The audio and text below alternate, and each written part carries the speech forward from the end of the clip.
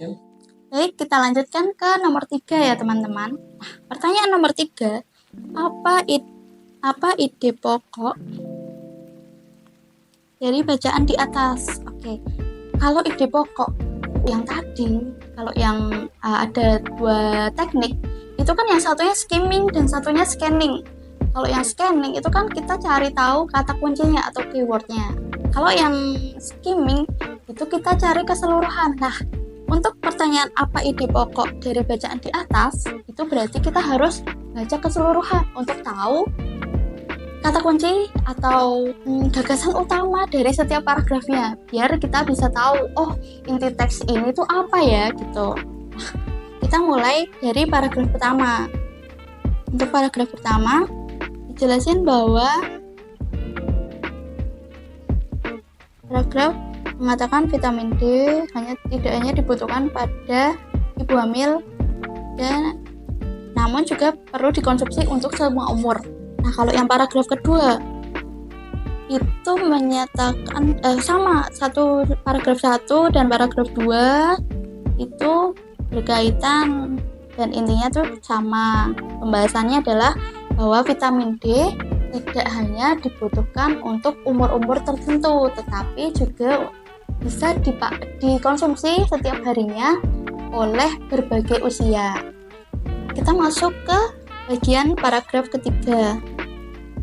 Ia mengatakan bahwa WHO menyebut 78% para lansia kekurangan vitamin D, sehingga konsumsi vitamin D sangat berguna untuk mengurangi gejala menopause. Kekurangan vitamin D berarti ini paragraf ketiga itu membahas tentang pengaruh kekurangan vitamin D terhadap lansia, karena kan tadi disebutin bahwa kekurangan vitamin D dapat berpengaruh pada sistem reproduksi dan gejala GERD yang seringkali ditemui pada orang lanjut usia.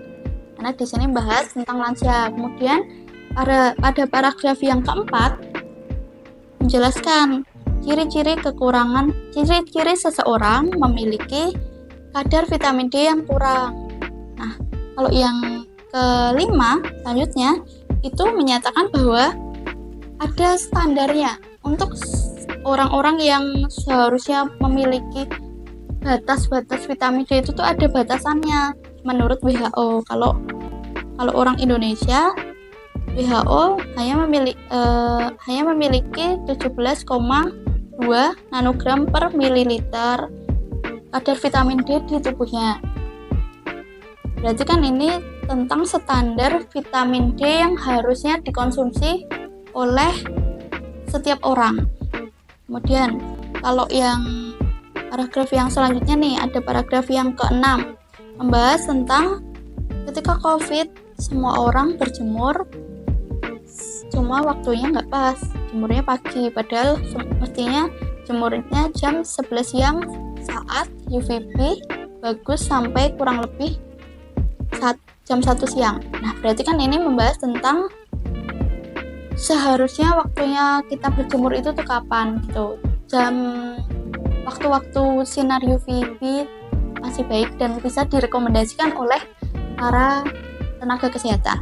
Kemudian paragraf yang ke-7 terkait manfaat suplemen, karena tadi kan di sini menjelaskan bahwa suplemen itu tuh untuk orang menopause dibutuhkan karena untuk mengurangi asam lambung yang naik gitu. Nah, terus yang di paragraf terakhir nih dijelaskan tentang makanan, karena kan ini Dara mengatakan vitamin D juga dapat kita cari dari makanan ikan berlemak seperti salmon, makarel, sarden, ataupun kuning telur.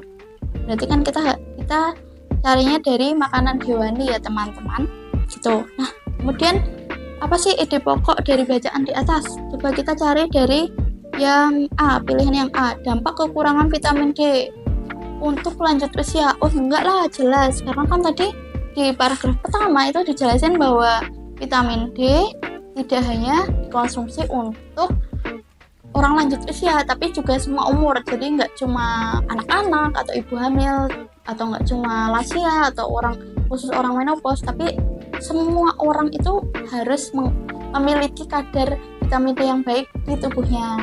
Tuh. Nah, kemudian kalau yang di pilihan B, pentingnya suplemen vitamin D untuk remaja. Apakah iya?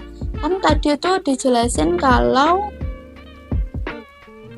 vitamin D itu tuh harus dikonsumsi oleh semua umur. Berarti kan enggak, karena kan ini konteksnya remaja. Terus habis itu kalau yang A tadi lanjut usia, berarti bukan ya teman-teman.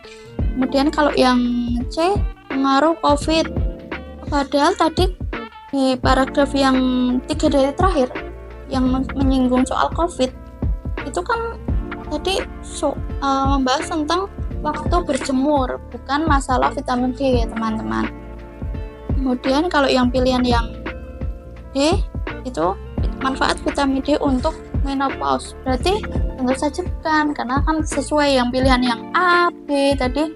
Kalau vitamin D yang di teks ini itu tidak hanya membahas tentang manfaat vitamin D untuk orang-orang tertentu atau usia-usia tertentu. Kemudian kalau kita masuk ke yang E, pentingnya vitamin D untuk segala usia. Nah, ini yang paling benar teman-teman.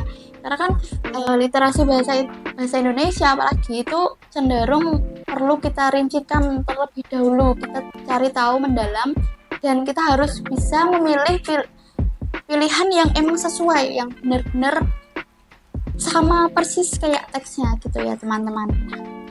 Berarti yang jawabannya yang D Kak. Oke, gitu. Nah, terus habis itu ini yang D gitu teman-teman.